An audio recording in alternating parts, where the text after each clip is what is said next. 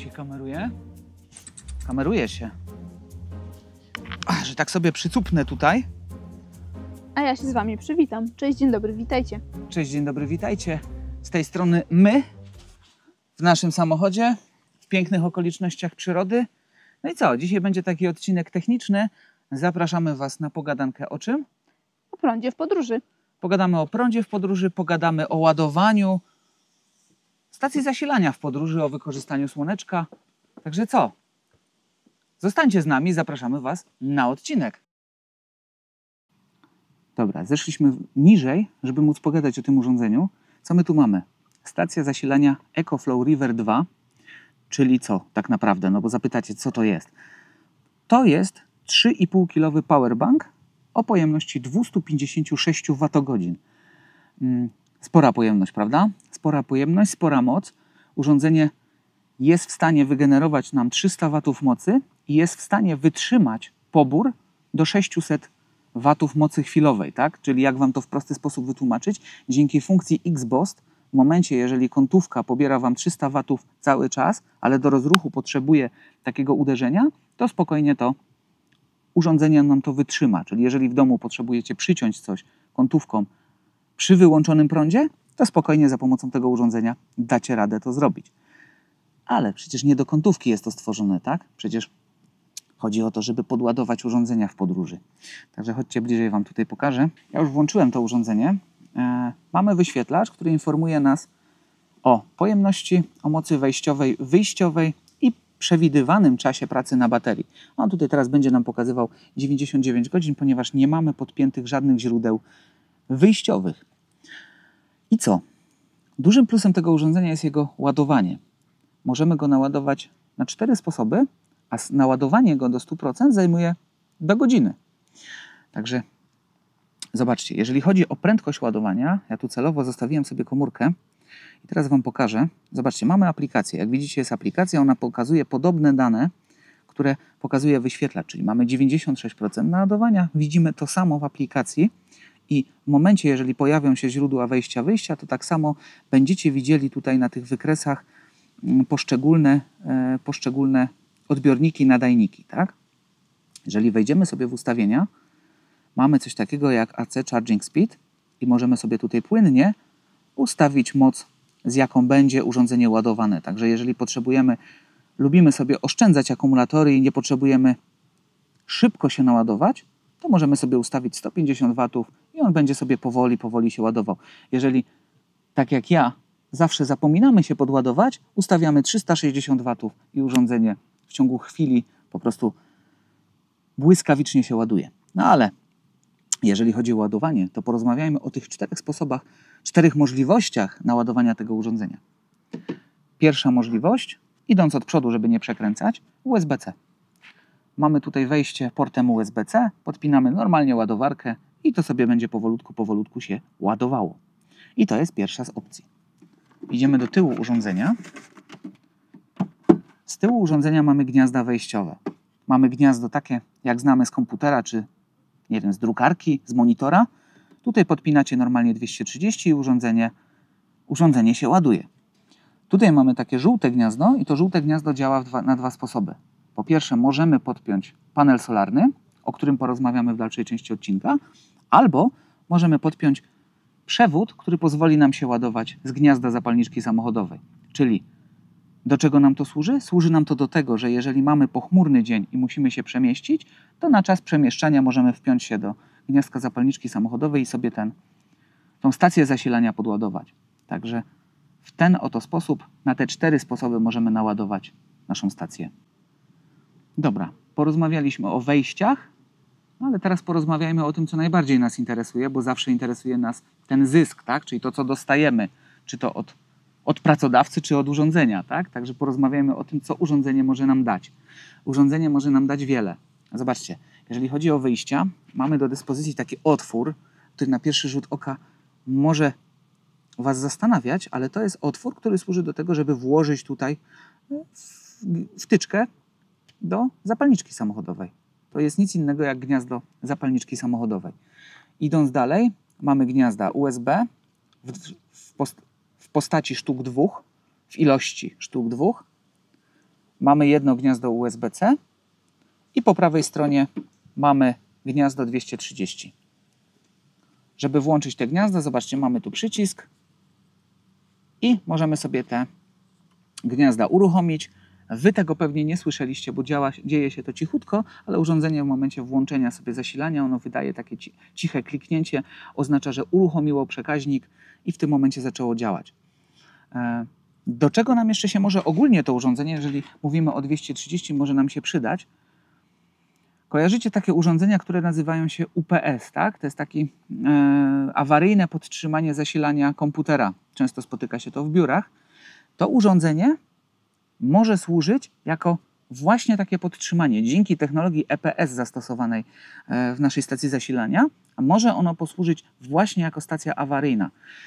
W momencie, kiedy podłączycie urządzenie do gniazda 230 i podepniecie wejście, w momencie, kiedy urządzenie wykryje utratę zasilania wejściowego, w ciągu mgnienia oka, nie pamiętam tego czasu, to było chyba, wkleję wam go tutaj, bo szczerze mówiąc zapomniałem, przełącza się na zasilanie awaryjne. Dzięki temu urządzenie, które jest zabezpieczane przez tą stację, nie zdąży się wyłączyć.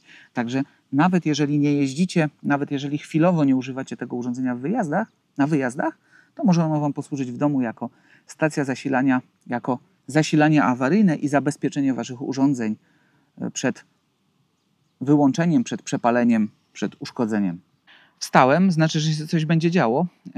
Porozmawiamy o jednym ze sposobów ładowania, którym jest ładowanie przez panel solarny, który możecie sobie dokupić do zestawu. Przeniesiemy się tam troszkę bliżej wody, bo jak widzicie, mieliśmy nadzieję, że to słoneczko, zanim dojdziemy do tej części, zdąży nam się tu przemieścić i zrobimy to wszystko tutaj, ale jak widzicie, słońce nam spłatało figla i jest jeszcze tam, więc przejdziemy tam rozłożyć panel po to, żeby pokazać wam, że ono faktycznie ładuje, żeby nie było, że Maciek tylko mówi, a to nie działa. Także nie ze mną te numery. Także poczekajcie tu chwilę, idę po panel.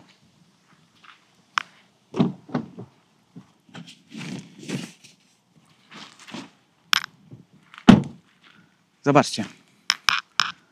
Ta niewielka walizka, ten pokrowiec, kryje w sobie 110-watowy panel solarny do ładowania tego niewielkiego urządzenia.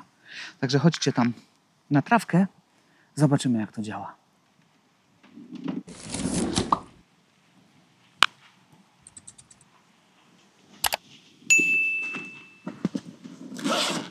Otworzymy całe urządzenie i jako ciekawostka, ten pokrowiec jest jednocześnie stojakiem pozwalającym ustawić panel do słońca. Dlaczego ustawić? Ponieważ panel działa najoptymalniej w momencie, kiedy słońce pada na niego pod kątem 90 stopni. Czyli jeżeli mamy panel, to słońce musi padać na niego pod kątem 90 stopni. Wtedy mamy najbardziej optymalną moc ładowania. Co mamy w takim zestawie? W zestawie mamy panel, mamy zestaw okablowania, no i mamy pokrowiec, który, jak wspomniałem, służy nam jednocześnie za stojak. Rozłóżmy sobie urządzenie. Rozpinamy. Twardą częścią do góry, z uwagi na to, że to jest właśnie nasza podstawa, która reguluje, która opiera nam cały panel. Całe rozłożenie to tak naprawdę, zobaczcie, urządzenie jest taką harmonijką, którą musimy rozciągnąć i musimy za pomocą, operatorze, zapraszam cię tutaj bliżej, musimy za pomocą tych karabinków wpiąć się w te otwory.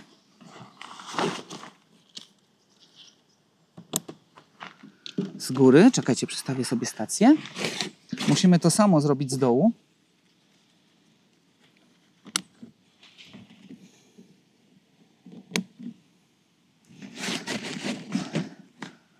Rozprostować i generalnie 99,9% pracy mamy wykonane.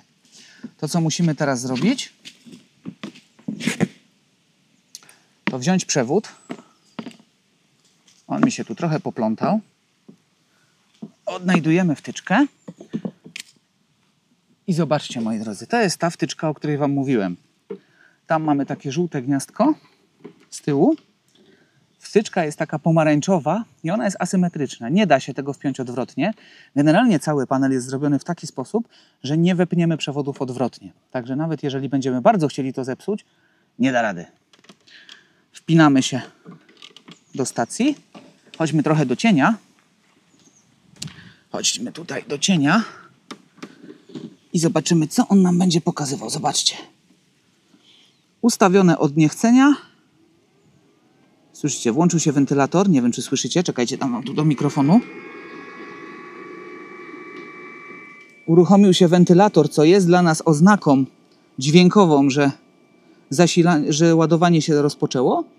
I w tym momencie otrzymujemy 84 W mocy wejściowej. Pokombinujmy i spróbujemy ustawić jak najwięcej, bo słoneczko mamy dzisiaj fajne. Spróbujmy ustawić go. Chyba bardziej w pionie musimy, z uwagi na to, że tu słoneczko jeszcze jest nisko. Co tu mamy? No, mamy te 90 W z tego słoneczka, które nam daje dzisiaj. Także zobaczcie, w tym momencie urządzenie sobie stoi. Jak słyszycie, dalej szumi. I daje nam ładowanie w okolicach. O, mamy 90 W.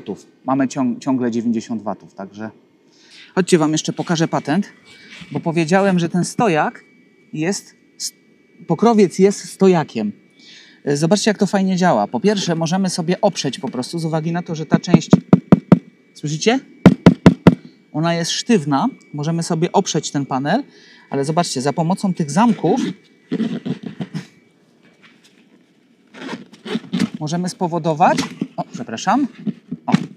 możemy spowodować, że ta krawędź natarcia będzie nam się zmieniała. Zobaczcie, działa nam jak stojaczek i w tym momencie, jak ja sobie będę regulował, to mogę sobie ten panel zrzucić, mogę sobie spiąć bardziej, przez co będzie mi stał bardziej pionowo. Wszystko po to, żeby móc go ustawić jak najbardziej centralnie do słońca, tak? Jak najbardziej pod kątem 90 stopni. Wśród akcesoriów dostępnych w EcoFlow planujemy sobie kupić to urządzonko. Jest taki malutki mierniczek, który przypina się na panel i on za pomocą kropeczki pokazuje ustawienie w stosunku do słońca, bo jeżeli zależy wam na takim idealnym ustawieniu, to zawsze tam się trochę trzeba pobawić i nie jest to takie oczywiste, ale tak jak widzicie, no, tak jak teraz rozstawiłem bez większego mierzenia, mamy praktycznie pełną moc ładowania solaru, także ustawię sobie tak, żeby nam się to ładowało. No i zostawiamy to sobie tu w cieniu, żeby nam się nie przegrzało i niech się ładuje, a my idziemy się napić wody. Przez cały odcinek Maciek wam opowiadał i pokazywał, a w związku z tym, że ja jestem trochę leniuszek i wszystko wolę mieć w aplikacji w telefonie, to pokażę wam, jak ta aplikacja właśnie działa. Chodźcie. Uruchomiłam sobie aplikację, mam tutaj do wyboru nasze urządzenie i już wszystko na ekranie pokazane. Proszę bardzo. Ze słoneczka pobieramy w tej chwili 80 W mocy. W związku z tym, że nie mamy podpiętych żadnych urządzeń, nic nie tracimy. Urządzonko jest naładowane już w 99%.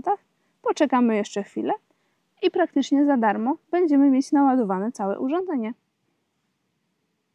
No, a w związku z tym, że naładowaliśmy sprzęt, naładowaliśmy naszą stację, to skorzystamy teraz z tego słoneczka i po nagrywaniu odcinka,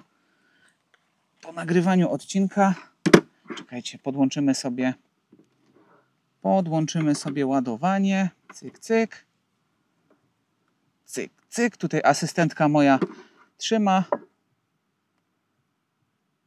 ładowanie rozpoczęte, mamy pobór 7, 8, 9 W. Także jak widzicie, dzisiaj mamy perpetuum mobile, nagraliśmy odcinek, naładowaliśmy sobie stację zasilania, naładujemy sobie akumulatory, a w związku z tym, że jeszcze się nie wybieramy do domu, to pewnie znowu sobie podłączymy stację, żeby nam się naładowała i w ten sposób Za darmo mamy prąd. dokładnie w podróży odpoczniemy, a jeszcze będziemy mieli 256 Wh energii w domu za darmo. Także tyle. Chyba Tyle. powiedzieliśmy wszystko. Wydaje mi się, że wszystkie ciekawostki i wszystkie fakty o naszej stacji zasilania zdradziliśmy. A jeżeli coś Wam jeszcze się nasuwa, czegoś nie wiecie, coś chcielibyście się dowiedzieć, zapraszamy tam na dół do sekcji komentarzy. My bardzo chętnie odpowiemy, a jeżeli czegoś nie będziemy wiedzieli, to mamy bardzo fajny kontakt z firmą EcoFlow i zapytamy i wrócimy do Was z odpowiedzią. Także co tu dużo mówić. Trzymajcie się. I zapraszamy na następny odcinek.